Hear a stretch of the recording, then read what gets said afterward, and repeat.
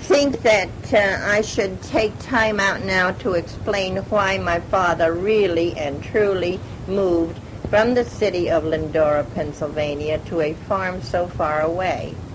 According to what I remember, a friend of his from Pennsylvania bought a farm in Salem, Connecticut, and encouraged my father to do the same. This farm may have been advertised as being for sale. It was at that time, in 1910, that my father had a bad hearing problem and was advised by a doctor to leave his noisy job at Pullman Boxcar Company and go to a quiet place, preferably a farm, with the hope of regaining his hearing. You see, he was losing his hearing fast, becoming quite deaf. He worked as a riveter and often told us children how red hot the rivets were and had to be pounded down flat into the seams of the cars while still red hot so that they would be even with the metal around them. He didn't earn very much money then. Wages were extremely low in comparison to now. He earned less than $10 a week, somewhere around $7 or $8 per week.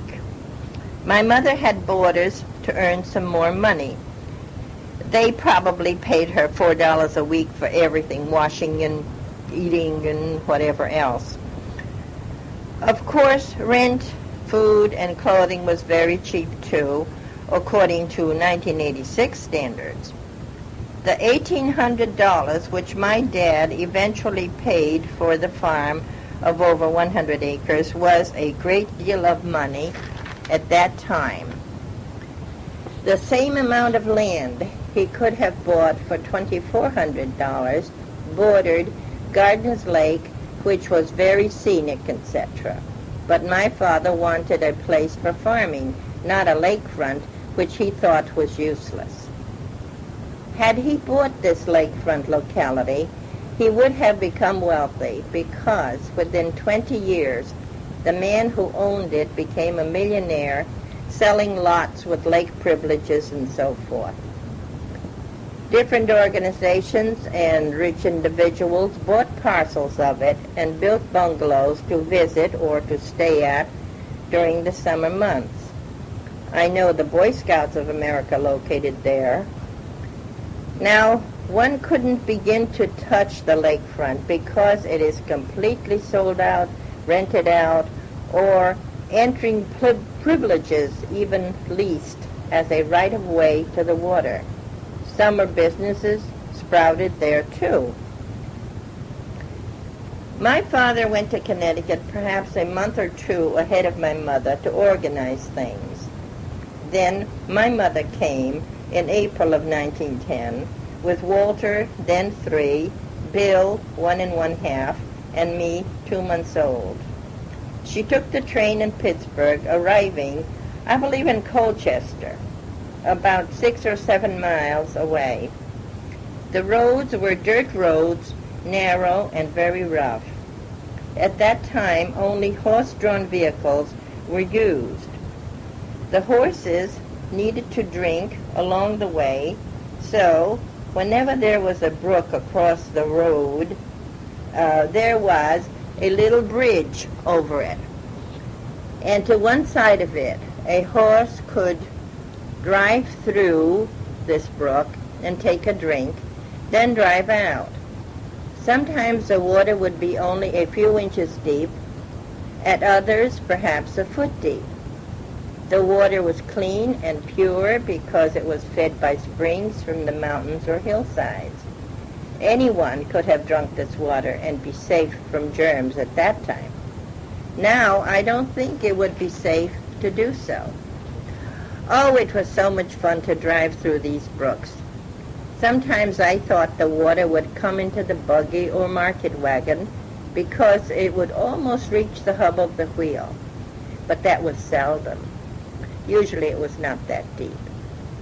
If the horse was thirsty, he would steer toward the water all by himself. Sometimes the driver drove through, if the horse wasn't thirsty.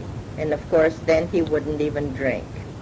Now, if the brook was very, very deep, rough, and swirling, as it sometimes could be during rainy seasons, the horse would not be allowed to go through even if he wanted to.